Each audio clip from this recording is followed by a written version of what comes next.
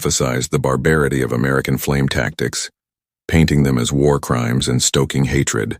But internally, Wehrmacht reports acknowledged that morale suffered when flamethrowers entered the field. By the late stages of the war, some German commanders gave quiet orders to avoid fortifications that could become traps. Bunkers were valuable, until they became ovens. Flamethrowers walked a razor's edge between effectiveness and atrocity.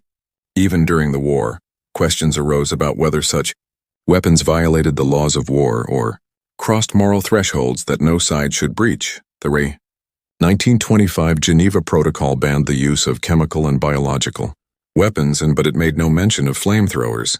Fire, though ancient, remained in a legal gray zone.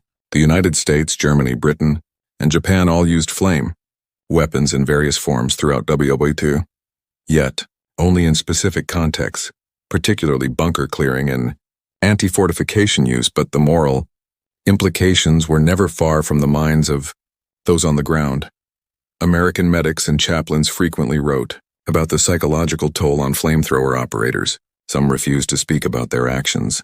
Others confessed feelings of guilt or nightmares that persisted long after the fighting stopped. Soldiers saw the aftermath: charred remains, melted weapons, sometimes smoldering bunkers still reeking of gasoline.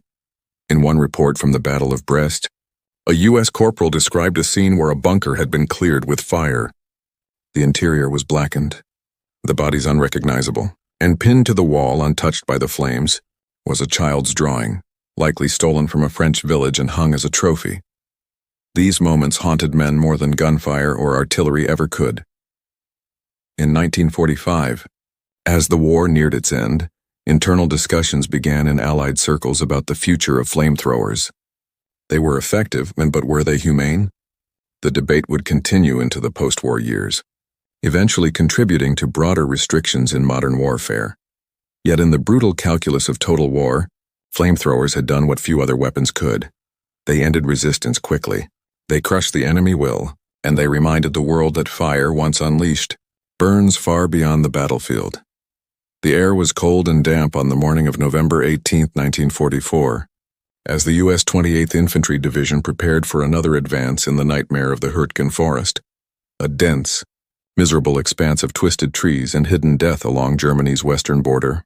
The deeper the Americans pushed into this tangled region, the more they realized this wasn't just forest. It was a fortress.